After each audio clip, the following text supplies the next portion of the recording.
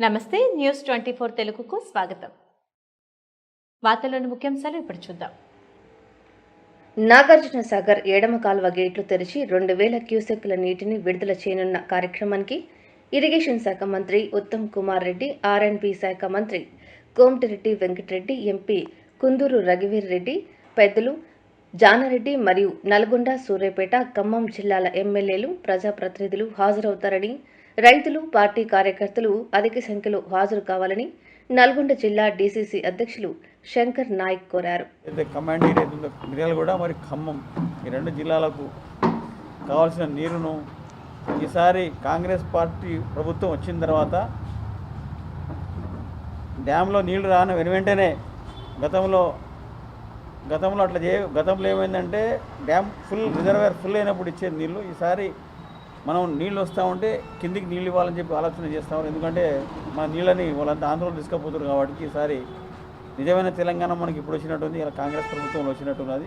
కాబట్టి 2వ తారీఖు నాడు మన అసెంబ్లీలో ముఖ్యమంత్రి గారు చెప్పినారు, ఇద్దరు మన జిల్లా మంత్రులు ఏదైతే ఉత్తమ్ కుమార్ రెడ్డి గారు ఇంకా ఇద్దరిని తీసుకుపోయి రేపు ఆ గేట్లు తెరుస్తారు. అదేవిధంగా లోకల్ శాసనసభ్యులు జేవీ రెడ్డి గారు, మళ్ళీ ఎంపీ గారు రఘువీర్ రెడ్డి గారు, ఆ తర్వాత జానారెడ్డి గారు, దీనికి సంబంధించిన ఖమ్మం, నల్గొండ జిల్లాకు సంబంధించిన కమాండ్ ఏరియాకి సంబంధించిన ఎమ్మెల్యేలు, మంత్రులందరూ అక్కడ హాజరవుతారు. కాబట్టి మన నల్గొండ జిల్లాలో ఉన్న అంటే కమాండ్ ఏరియాలో ఉన్న రైతులందరూ కూడా అక్కడికి రావాల్సిందిగా కోరుతా ఉన్నాము.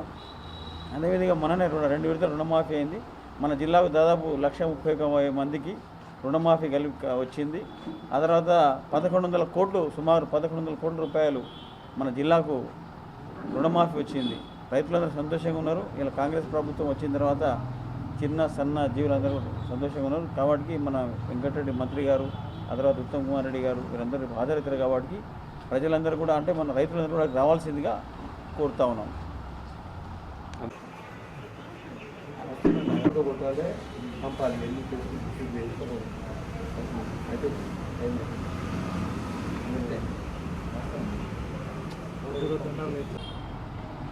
Okay, thank you.